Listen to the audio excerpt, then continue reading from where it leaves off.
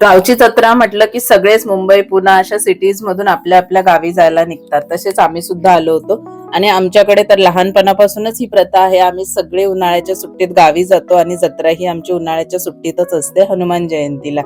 दरवर्षीप्रमाणे आम्ही गावी आलो होतो आणि सकाळी सकाळी चाललो होतो गावामध्ये हनुमान जयंतीचा उत्सव साजरा करण्यासाठी, म्हणजेच आमच्या गावची जत्रा साजरा करण्यासाठी. आजची जत्रा ही नेहमीपेक्षा थोडी स्पेशल आहे कारण मी हा सगळा एक्सपिरियन्स तुमच्या सगळ्यांबरोबर सुद्धा शेअर करते म्हणून. अगदी सकाळी सकाळी 6 वाजता सुद्धा गावी एवढा जास्त उजेड पडला होता की असं वाटत होतं 8 वाजून गेलेत की काय.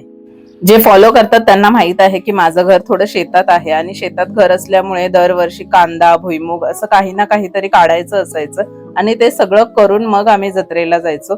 एकदा तर काय झालं, रात्रभर आम्ही सगळ्यांनी कांद्याचं पीक होता ते भरलं होतं, कांदे भरले होते ट्रॉलीज मध्ये आणि सकाळी सकाळी डायरेक्ट अंघोळ करून मंदिरात पोहोचलो होतो आणि सगळेजण आम्ही पेंगत होतो.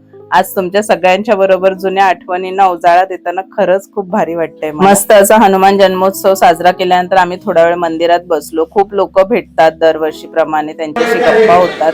त्याच्यानंतर पालखी निघणार होती म्हणून आम्ही तिथेच वाट बघत थांबलो होतो कारण आम्ही पालखीचं दर्शन घेऊनच घरी जाणार होतो.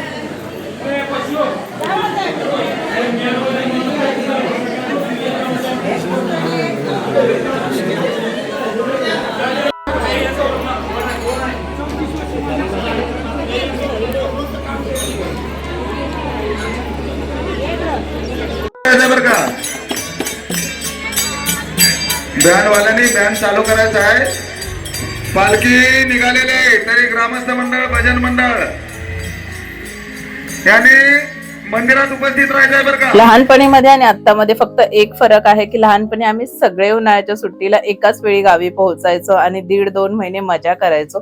पण आता तसं होऊ शकत नाही कारण आम्ही सगळेजण कामाला आहोत, आपले आपले जॉब करतोय. त्यामुळे आम्हाला सगळ्यांना एकाच वेळी सुट्टी घेऊन तिथे पोहोचणं शक्य नसतं. त्यामुळे जेवढ्यांना सुट्टी मिळते ते सगळे येतात, बाकी आपल्या आपल्या सोयीनुसार. मला तरी असं वाटतं की जेव्हा भावंड कझिन्स एकत्र असतो ना तेव्हा या जगातली सगळी दुःख विसरून जातो. एवढा गोंधळ असतो, आमचा तरी खूप जास्त गोंधळ असतो. मला आठवतं जेव्हा आम्ही लहानपणी एकत्र असायचो ना, आम्ही रात्रभर झोपायचो नाही, गप्पा मारायचो आणि एवढं हसायचो की कोणीतरी ओरडायचं मोठ्यांपैकी. आज हा ब्लॉग बनवताना त्या सगळ्या आठवणी पुन्हा एकदा माझ्या डोळ्यासमोरून जात आहेत. ते सगळे दिवस आठवत आहेत आणि खूपच भारी वाटते. गावात दर्शन घेऊन आल्यानंतर आम्ही छोटासा ब्रेक घेतला होता कारण कोणीही बिना चहा नाश्ता करताच आधी हनुमान जयंतीचा उत्सव साजरा करण्यासाठी जातात. म्हणून मग घरी आलो, म्हटलं जरा चहा नाश्ता करूया कारण सगळ्यांनाच भूक लागली होती. मी येतानाच पोहे घेऊन आली आणि मग सगळ्यांसाठी पोहे बनवले होते. तुम्ही बघताय मी किती जास्त पोहे बनवले होते ते. आणि ते सगळे पोहे आहे ना आम्ही इथं न खाता बाहेर अंगणात जाऊन खायचं ठरवलं कारण खूप दिवसानंतर असा योग आला होता की सगळे एकत्र होतो, तर म्हटलं छान एन्जॉय करूया. आणि पोहे पण खूपच जास्त टेस्टी झाले होते. ते सगळं घेऊन मी आणि मम्मी घेऊन बाहेर आलो. बाहेर सगळेजण बसले होते, अर्धे जण जुन्या घरी गेले होते. जे ब्लॉग फॉलो करतात त्यांना माहिती आहे अजून एक जुनं घर आहे. अर्धे मेंबर्स तिकडे गेले होते जे की नंतर जॉईन झाले. आम्ही सगळेजण बसलो आणि मस्त असा पोह्यांचा आनंद घेतला. असं अंगणात बसून खाल्ल्यानंतर तर 4 घास जास्तच जातात असं वाटतं मला. आणि जे काही आपण खातोय त्याचं खूप जास्त टेस्टी लागतं ते जेवण. आम्ही येतच जेवतो,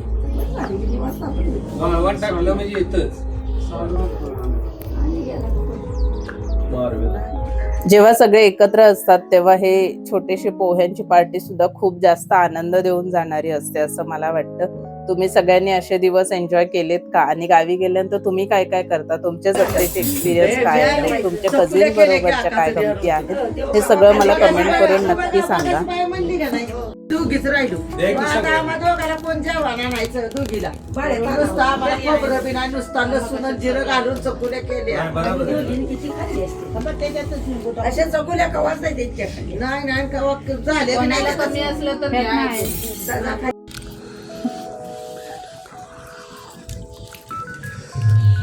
आणि हो, सगळ्यात महत्वाचं, चॅनलवर नवीन असाल तर आधी सबस्क्राईब करून घ्या, लाईक करा, शेअर करा, कमेंट करा आणि हो हाईप सुद्धा करा, त्याच्यामुळे माझा ब्लॉग अजून लोकांपर्यंत पोहोचेल.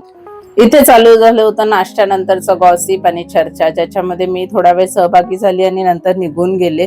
त्याच्यानंतर गावात मस्त पालखी सोहळा होता, लहान मुलांची नृत्य होते, ते सगळं मी पुढे तुमच्याबरोबर. जेव्हा पण गावात असे काही कार्यक्रम असतात तेव्हा शाळकरी मुलं खूप उत्साहाने त्याच्यात भाग घेतात. त्यांचा उत्साह आणि सगळ्यात महत्वाचं म्हणजे त्यांचा डान्स आणि त्यांचं एकमेकांबरोबरचं असणारं बॉन्डिंग बघून खूप आश्चर्य होतं. हे सगळं तुम्ही पण एक्सपिरियन्स केलं. त्यानंतर आम्ही सगळे पण गावात गेलो आणि पालखी सोहळ्यामध्ये सहभागी झालो. त्याच्यानंतर जेवण केलं आणि अशी संपली होती आमची जत्रा. चला तर तुम्ही बघून घ्या.